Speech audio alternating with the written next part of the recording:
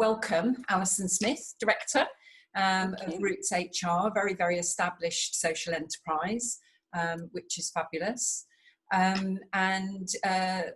How long has Roots been going, Alison? I think we're in our 11th year of trading now.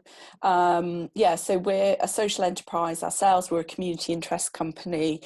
We deal solely within the third sector, the social sector. So all sort of not-for-profit organisations, and what we do as a social enterprise is we reinvest our trading surpluses in terms of providing free advice, guidance, support, training to leaders, managers, organisations within the sector. And so obviously, we're really delighted to be able to be part of these sort of WiSE Wednesday webinars, delivering that through our social impact fund. So lovely. It's really lovely to be here. And you're a director of the business, and you're one of their lead consultants around sort of teams, team engagement, team development, change management, kind of through cultural aspects of organisations, which at this moment, I'm sure absolutely everybody is going through massive cultural changes. It might not be what you planned as an organiser, as a social enterprise kind of thing, but all of a sudden, particularly the leaders of organisations are really having to be thinking on their feet about how they support their teams and how they minimise the anxiety probably for a lot of people, which is coming out of COVID and having to work from home and not really sure in some instances sort of, how the business is going to kind of come out of COVID, have perhaps new business models, new delivery models, that kind of thing. So I'm sure that actually your skill set is going to be really invaluable to everybody today to think about if they're either a leader looking at how am I supporting my team in the best way that I possibly can, and it has to be very enterprise based, doesn't it, because we've all got slightly different cultures, we've got very different team dynamics within our individuals, and then also sort of making sure that in some ways if we are an employee or part of a smaller collaborative team, actually what am I doing, how do I support my own team, my own peers and colleagues, kind of thing. But we are going to have a bit more of a focus from the leadership side of not the teams. Yeah, definitely. But I think hopefully some of the information is helpful for us all as sort of perhaps employees or workers, but also as managers of individuals as well. Yeah, lovely. Thank you very much. I'm just going to say a very, very quick hello to everyone on the chat board so that everybody knows that this is where you can ask your questions. So that's done there.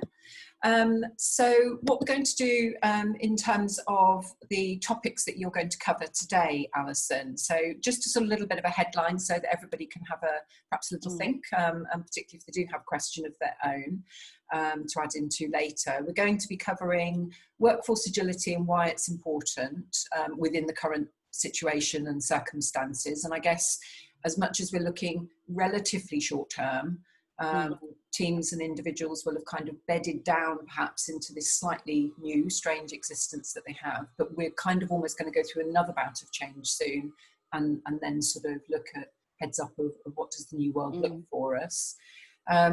You've got on the notes that you very kindly sent over to me 4 dimensions of agile working practices. So I'm looking forward to that middle section. I think that's going to be quite weighty and really, really useful in terms of takeaways for people. And then also steps to improve workforce agility. So some really sort of hints, tips, practical elements, I guess, that people will be able to sort of almost go straight back in and start using within their enterprise teams. But is that kind of like reasonable?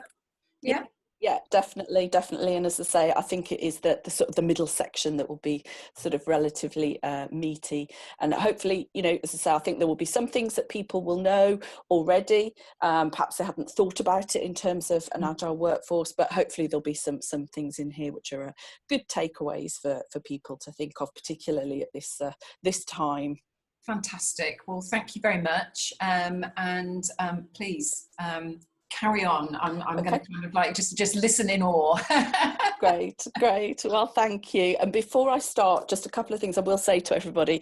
Firstly, most importantly, is my dog is in the room with me, so obviously we're all getting used to this new normal of working from home, and that means my dog is always around. So I'm hoping it's quiet during the session, but if you do hear anything, it's just to say it's likely to be my dog. He frequently makes appearances at the end of webinars to say hello to people. In terms of thinking about sort of workforce agility and really why it's important, when we look at what it is, I mean, as with a lot of these things, there's no sort of one single definition as to what do we mean when we talk about an agile workforce. But I think most of us would probably, understand that it's thinking about, how we can be receptive or have the ability to adapt and respond in very timely fashions to things. If we sort of put the current pandemic to one side for a moment, then I guess typically we think of workforce agility as allowing organisations to perhaps respond to changes within the marketplace, service user or customer preferences. So a classic example that I always think of is the organisation Netflix. Now, obviously, that's very different to any of our organisations, but that started out as a DVD rental organisation. It became subscription-based rentals. It went to online streaming, and now it's a provider of and creating its own content. So over its sort of 20-year history, it's really responded to the changing needs of the customer to say, we need to be different, we need to do things differently. So from an organisational perspective, thinking, we typically look at agility as sort of being something that's around responding to those changes in customer preferences.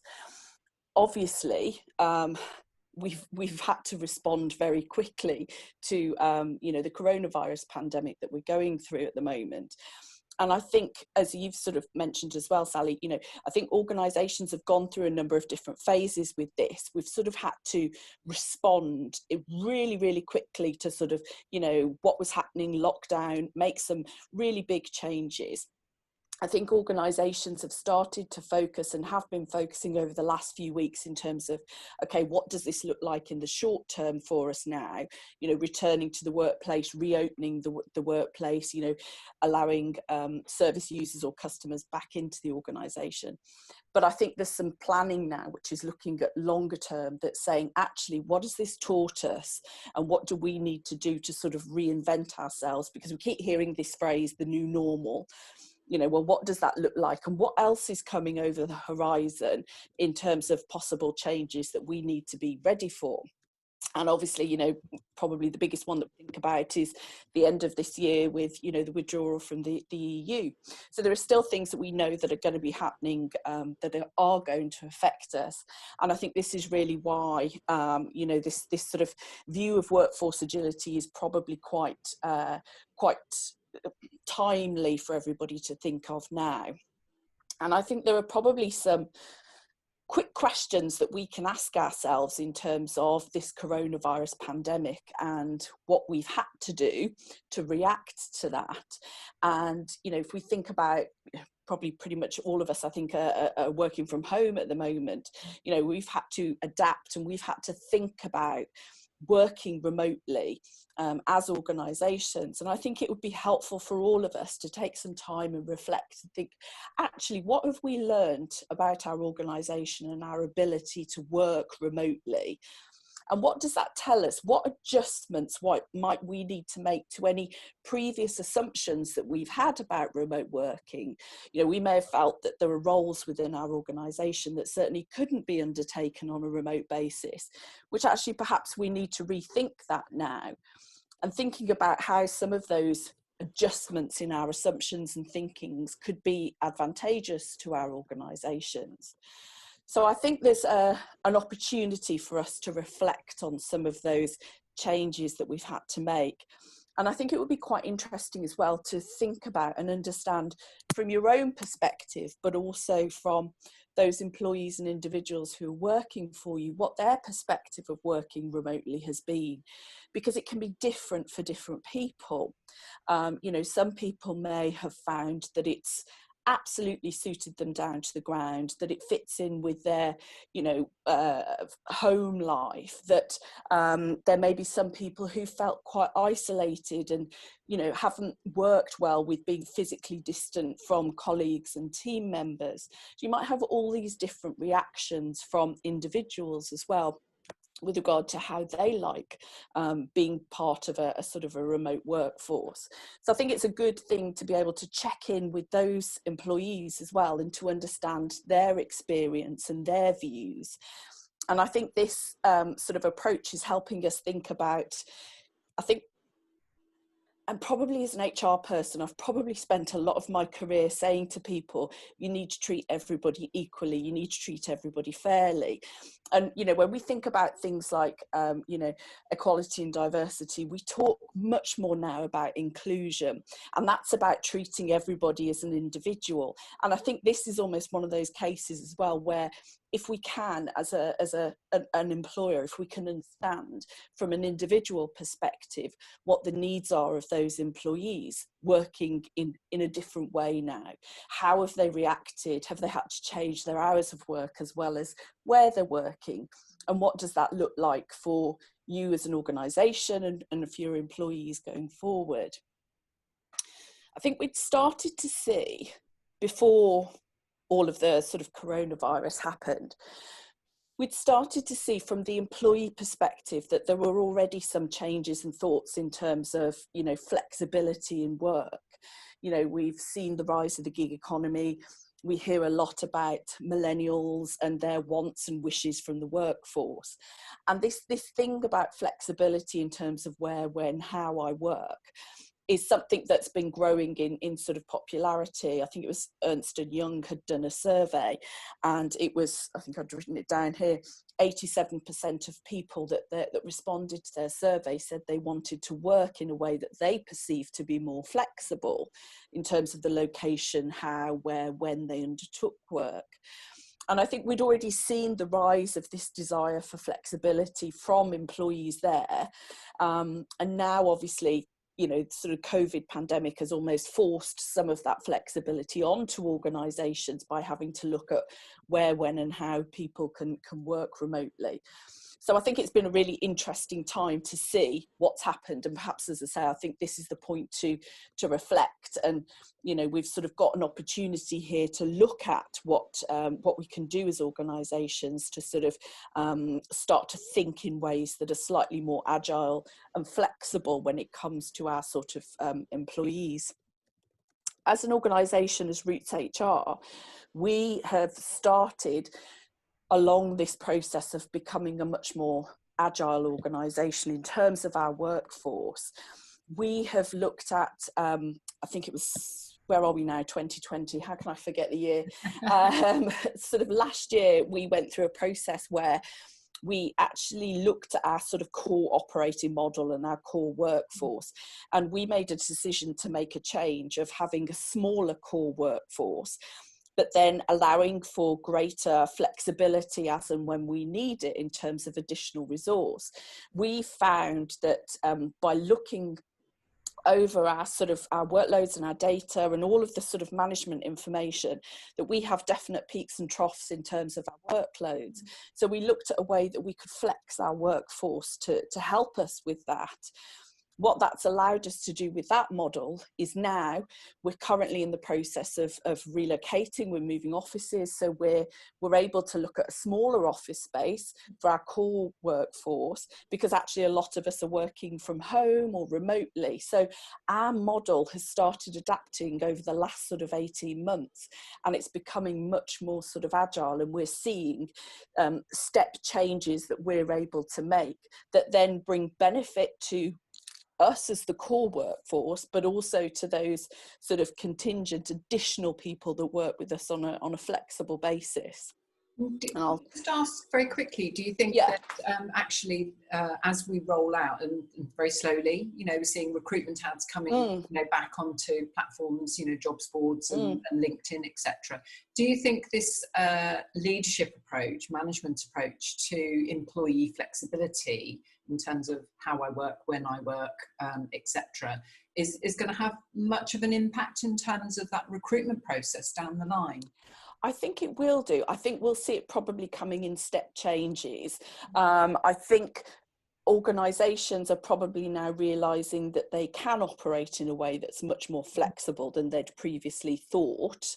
And I think employees, having gone through this process themselves now, might actually see benefits of flexibility that they hadn't necessarily seen before. So their needs might have changed. So I think what you might actually have, because obviously one of the difficulties is if you've got business need here and individual need here and they don't meet in the middle. I think what we've probably seen now is a bit more of a Venn diagram where, we've got a coming together of the two. And I think possibly at that point where businesses and individuals are seeing the benefits of a more flexible approach. And I think from that point of view, organisations might be more willing to move in that direction.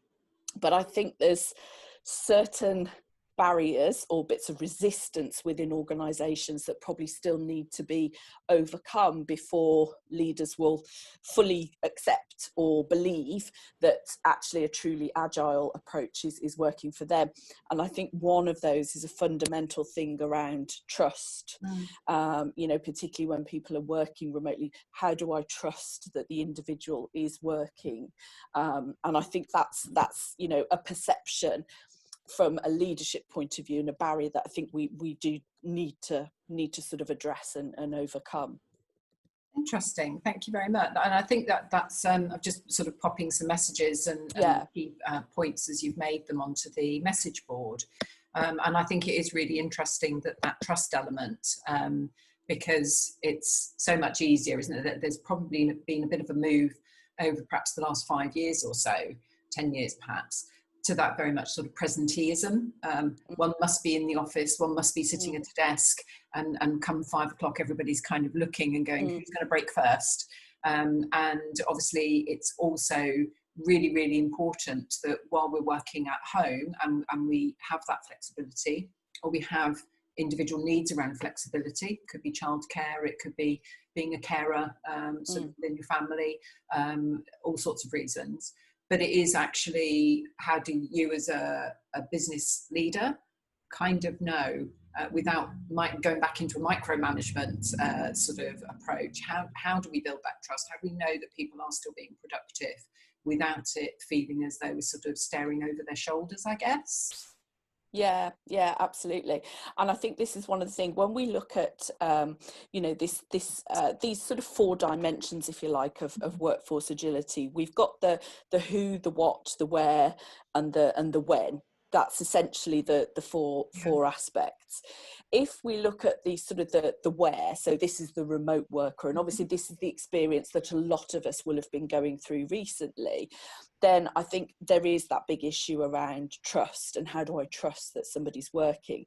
And I think there are, for me, when it comes to any performance management of an individual, one of the biggest things is making sure that expectations of individuals are really clear in terms of their role, but also, anything that's expected of them to deliver. So if you've got specific projects, bits of work that you're asking them to undertake, and for me, through this whole pandemic, that's a lot of the advice that I've been giving to people, to say, make sure expectations are clear, make sure everybody understands what you require them to do and how you're going to measure, monitor, supervise that performance. And I think one of the biggest mindsets that perhaps we need to switch, particularly with remote workers, is to think about what somebody delivers in terms of their outputs rather than their time. It's the value rather than the presenteeism. So it's thinking rather than, do I need to know that person has logged on at 8:30 and they've logged on at 5:30? It's about the value, the impact, the output that they've delivered for me during that time. So if I've given them a project that's been delivered on time, you know, the quality, all of the usual performance measures that you'd put in place. But rather than being concerned, you know, are they there, as I say, logged on? Can I check and see that they're logged on at a specific time? It's switching that thinking to outputs rather than time.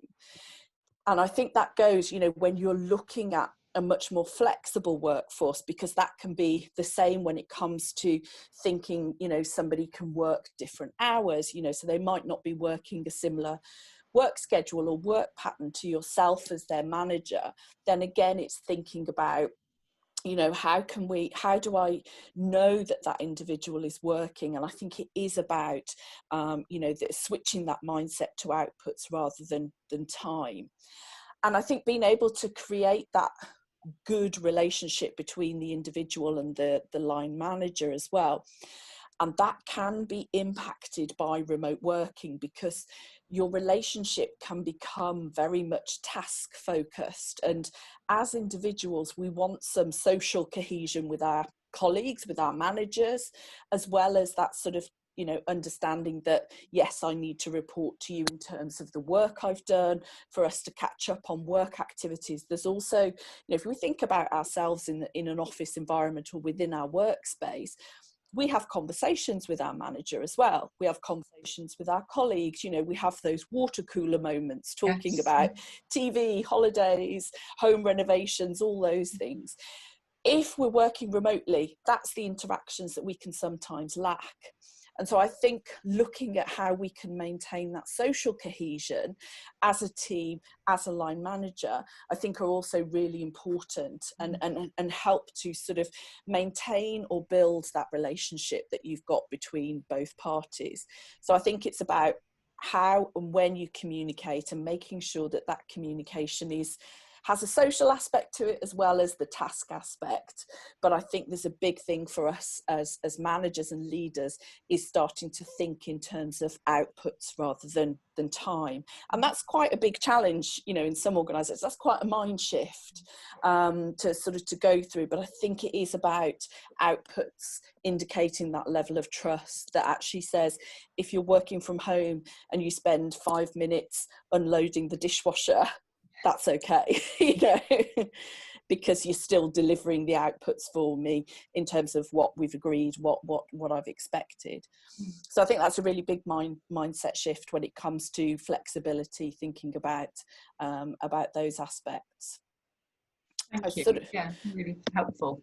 Yeah, sort of talked about the 4 dimensions as being the who, the what, the where, and the when. And, you know, who, as I say, I think really from a flexibility point of view, and the model that we've got within Roots now is really looking at, if you like, a sort of a core group of employees that we can then flex up and down as our demand, you know, we get peaks and troughs in demand for our services.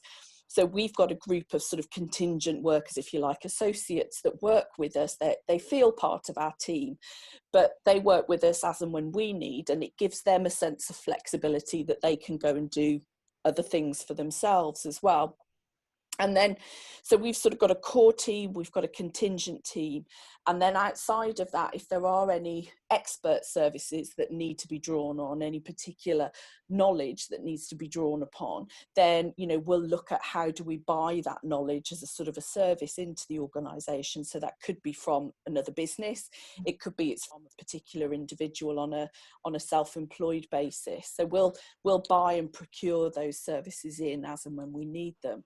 And as I say, that's given us this sort of model of flexibility within the workforce that we now have, which has been fantastic for us and is working really, really well for us. Can I ask, did you find that a challenge within the senior leadership team to adapt to accepting and taking on that model? Jennifer's just sort of asked a question, which I just think is really, really relevant, because obviously we've all got different management styles and different approaches. So it was from a number of different ways. It was almost felt like a leap of faith to do it because it was different. So, you know, there was an element of risk there, and we had to, you know, sort of measure the severity of that risk and decide whether to go ahead with that. then you're looking at time, time to invest in terms of, okay, if we need a contingent workforce, where do we get them from? How do we induct them so they're still part of the organisation, still delivering services in the way that we want them to, but that give us this flexibility. And there was nothing we could do. That took time, There was no shortcuts, no sort of practical tips around there. That did take time. And then there's a change in terms of how we deliver our services and how we manage that internally. Externally, I don't think it's changed to any of the customers that we work with, but internally we had to change and adapt some of our processes. That took a while. It wasn't a short journey. It wasn't a short fix, but we're seeing the benefits of that as an organisation now. And as I say, it's allowing us to do other things now in terms of, looking at, where we're based, how we work, when we work. It's allowing us to take these additional steps with regards to flexibility now. So yeah, it was a leap of faith, and it takes time. It's not a short-term process. I think from this pandemic, I think there's possibly low-hanging fruit, things that we can see and steps that we can take about changes that we've had to follow.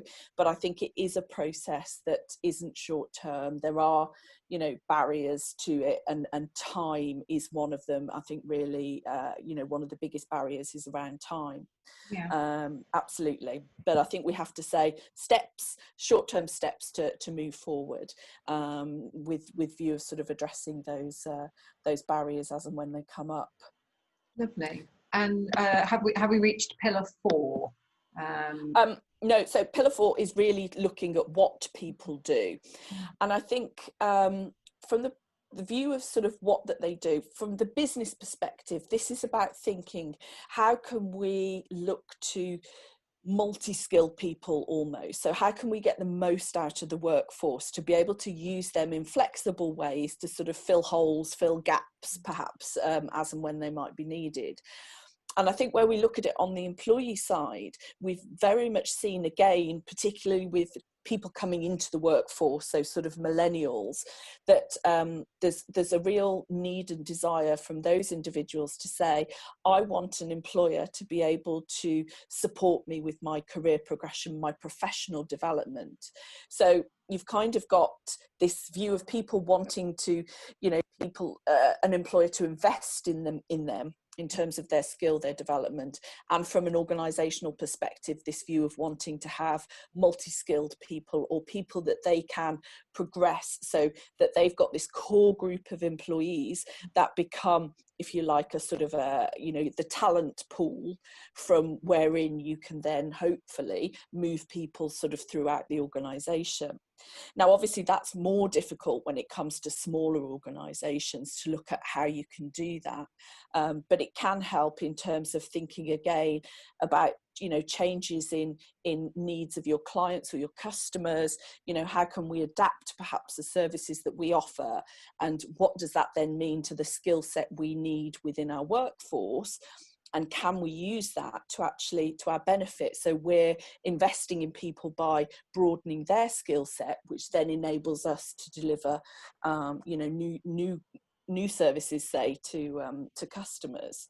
Would you say that now is obviously many of the leaders that are with us at the moment, they might be furloughed themselves, or they might be a manager that's had to furlough and so in terms of the skills set, now is a good time to be upskilling, yes, and taking that lead from the management. But then that means that you've got to kind of have a reasonable strategic idea of what your business, what your enterprise is going to be, what your markets are going to be, what your perhaps new or adaptive delivery model is going to be coming out of COVID, and then map back into that to the skills that you have now, and actually perhaps a new skill set that you really need to have in place sort of within the next few months. Yeah, I think it can be helpful, and obviously that's a bit of a chicken and egg situation, isn't it? There, that do I need to have the strategy in place before I can sort of skill? I think there's definitely probably things that you can look that are relevant to your you know, current strategy, your current service delivery model, that you can use this time effectively with people to look to upskill them and perhaps to just broaden their existing skills. So, you know, if you've got somebody who works specifically on one project, you know, what additional skills would they need to work on a second project as well? So I think, again, there's probably some shorter term benefits from having that. And then I think in terms of longer term planning, I think what's useful is, you know, once you've got a sort of a strategic longer term plan in place, to then think about how you can achieve that in terms of the talent and the skills that you've got within your workforce. And I think it's looking at what are real, you know, mentoring. You know, you had the session a couple of weeks ago around mentoring, and I think it's starting to look at what perhaps from coaching, mentoring, on the job training, you know, all of this that can be done within perhaps the workplace itself, you know, within working time, or can be used to support. So different ways to invest in people. You know, it doesn't necessarily mean that it has to be very expensive, classroom based or now online training. It's looking at what works for you. But I think something like coaching and mentoring, I think, is really, really helpful for organisations to look through. I know that within iSE, we've been looking at also Open University. They've got some fantastic free online courses. They're not full courses. They're not necessarily a sort of a national accreditation. You're not going to come out with a degree, you know, within a month. But they're sort of short soundbite courses, which are kind of really easy online learning, almost like a sort of a mini module. Yes. And I've certainly had a look at some of those and thought, wow, there's some amazingly good stuff out there that we can use, and it would just be really, really, really helpful kind of as we look at the 4 pillars that you've kind of identified there for us. Yeah, definitely. So just sort of just picking up and summarising, so those 4 pillars, it's really looking at who. So it's looking at, you know, and as I say, my view is you have your core workforce, you have this contingent workforce that helps meet peaks and troughs in demand, and then you have a knowledge workforce where you're buying in specific knowledge or services.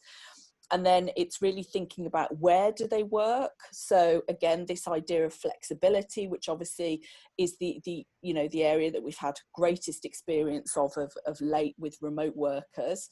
It's looking at when do they work. Now, obviously within our sector, we have quite a few people who work, you know, part-time basis. I think we're very open to flexible working within the sector. But, you know, there are other things that organisations outside of our sector are starting to look at. So things like career flexibility. So offering perhaps individuals longer time away, sabbaticals, you know, based on their length of service.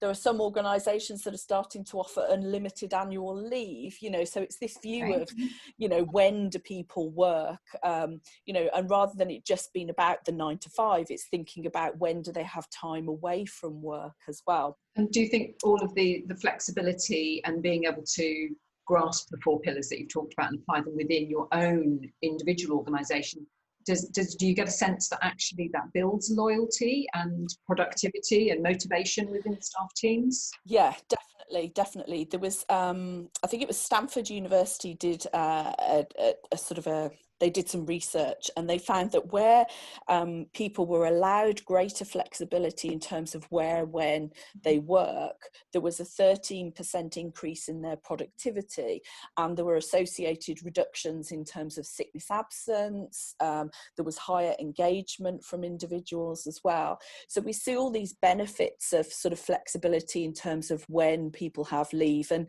you know, there's some anecdotal evidence that suggests where organisations have started to offer things like unlimited annual leave, that's not been abused by individuals. You know, it's not suddenly somebody saying, well, I'm going to take 6 months holiday this year because I can. That actually, you know, that and again, it's that thing of trust, that's not been abused by people. But certainly these aspects of flexibility have a really, you know, demonstrable impact, I think, in terms of employee engagement. And obviously that has a knock-on impact then with things like absenteeism, sickness, you know, stress, workload, and also, you know, just productivity for individuals as well. Thank you. That's brilliant. If you're okay, we'll kind of begin to sort of move into a little bit of Q&A. We have actually done quite a few Q&As surreptitiously through those sessions, for which I appreciate you. So if anybody would like to come off mute, and I know that there have been a few questions that we've asked, as I say, through that session, and I greatly thank Alison for her expertise and knowledge. I'm just wondering, has anybody got any further questions that they'd like to ask around at this point, if they're coming off their mute status? Sort of wave at us. I'm thinking the unlimited annual leave thing's really interesting, Alison, but I would just wonder how much that's different in the States, where quite often people don't get any annual leave in the States at all, and I know friends of mine have something like a week's annual leave but 14 days sick leave, and it's common practice to use your sick leave as annual leave. So culturally it's quite different, isn't it? And I wonder how that transfers over from there to here. Yeah. I mean, I think with a lot of these things, these new ways of working, if you like, I think a lot of them come from big technology companies who definitely have a driver of great flexibility when it comes to their employees. And obviously some of that does come from the States, where they do have much more limited employee benefits than we have here. But there are organisations within the UK as well which are doing this. Again, some of the tech companies, but I think it's Vistaprint that offer sabbaticals for individuals. So they say you get four weeks off a year for every 5 years service that you've got with the organisation. So, you know, that's more of a sort of a service-based organisation that's offering, you know, greater flexibility within this country. It's probably slightly more controlled flexibility in that we say you've built up that length of service, so, you know, then it's a reward almost for that length of service. So, but there are some changes that are happening here. But I think with a lot of these things, a lot of the changes do start within those larger tech companies, and so obviously they translate down into smaller organisations and different sectors. Thank you. Interesting. Anybody? Any other questions? Anybody else wants to? Just a quick one, really. Hi, Jennifer. Hi. And the question I was asking before was about, you know, you have different styles. Some people will work from a basis of trust, and we trust that everybody's going to be delivering. But I really like the outputs model. But I think depending on what industry other people may have come from or might be used to, it's much more defined by the number of things that somebody does per hour or per 7.5 hours, whereas within our sector, I'm going to say, I take your point, Sally, that the sector itself has changed over the last few years. And my other question was, I think some of that is down to payment by results, target-driven contracts, whereas in our sector we used to have our contract, you'd get your, you know, mandated payments. Now, if you don't deliver on particular outcomes and completers, you cannot pull down that funding, so the risk is greater. So we understand that way of working, and I think that mode of working is a bit more challenging when people kind of want to be able to manage the so many seconds of what people do in that time. Any tips on it may take a longer conversation. Might be a longer conversation. But yeah, you know, and again, obviously you have different learning styles. I'm just interested, when you did that in Roots, were there any challenges, and how did you sell the idea moving forward? We know things have got to change, and we had that meeting actually this morning at SMT about, you know, looking at how we reintroduce people back into the office space, what that looks like, and it's going to look very different to what it did prior to the lockdown process. But yeah, so, you know, did you come up against any resistance? Because it is quite a paradigm shift in how we work, and what were the things that you did to sell that? idea? Yeah, I don't think we necessarily came up against any resistance. Other than I think it was our own fear of. I think we knew what we needed to do, and I think as a group of directors, I think we were all on board with that as an approach. I think it was just the fear of taking that first step, and that was the biggest thing that we had to get through. Really, was saying we just need to do this. And it was a fear, but it was also the time, because it did actually take time, upfront time to plan, to go out, to find these people, to then induct them, and that. And there is nothing that took away from that time. And time is something that, in honesty, we struggle with, you know, as I'm sure we all do. You know, we're all really busy. We're all sort of flat out. We have very little additional time that we can use for that. But we've seen the benefits now of what it's done, and I think it was just a question of taking that first step, acknowledging that this was going to take us some time, and committing to doing that. And so there was some pain, you know, particularly with that time that it took us initially. I'm not going to say it was all roses, but I think, you know, we came out the other end in a much better place. You know, obviously, if we get to a point where we want to expand even our contingent workforce again, that is still going to require us to invest time in that, and we can't get away from that, unfortunately. That's probably something that's a bit of a barrier for us at the moment, because obviously we're so busy. We're probably at that chicken and egg situation of saying we could do with some more support, but actually we don't have the time to go and get it. And there's going to come a point where we have to say, okay, we need to invest the time to do it.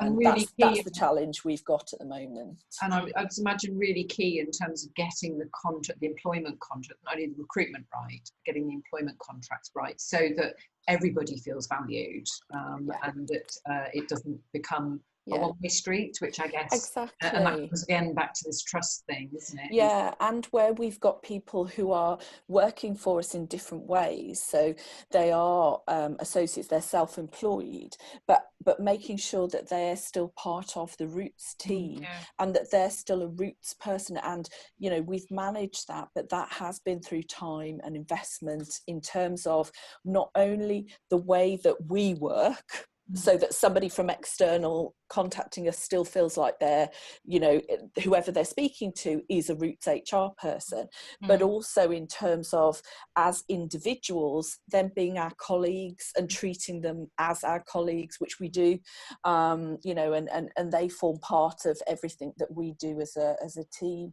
So, and again, that's important, because then for them, as the relationship, they feel that they're part of Roots HR as well. And so they've got a balance of having flexibility of working when they want to work, but they also do feel that when they work for us, that they are part of our team, and that they're valued as being part of that team as well, which I think is really important. And that they take the Roots values forward with them, in terms of being that sort of almost like a brand ambassador. Yes, that's it, exactly. Yeah. Really interesting session. So I'm going to kind of like wrap it up at the moment. So I wanted to, obviously, big thank you to Alison. Thank you. Thanks very much. And to everybody else. Obviously, you know, it's still valuable work time. I hope that was really interesting. You will get an email from me to give you a bit of a sort of wrap up, and we'll be doing the final edit of the video. So you'll be able to look at that on our YouTube channel, which the link will be on the email. And I think if anybody has got any further key questions, Alison is included on the email. So you'd be able to obviously pop her an email by reply if you wanted to kind of dig a little bit deeper into her skills and knowledge and experience. So an enormous thank you, Alison. Fascinating. I think we probably could have all carried on for longer. It's a complex topic, but a really valuable one at the moment. And just to let everybody know that our next WiSE Wednesday webinar is going to be on the 10th of June. It's going to be a 10 a.m. session, and we're going to have Sarah Crawley as our expert speaker. So very excited about that one, and there'll be some more information coming out on that. Again, I'll put a little bit in the email.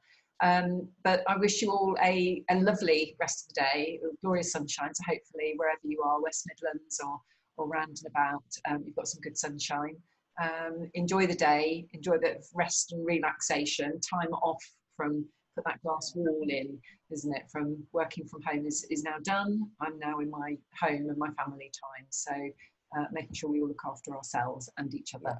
So thank you all very, very much. Thanks, Alison. Thank you. Hi, Take Davey. care all. Bye. I realised it was you with the beard until you put your name on. I was like, who's that person?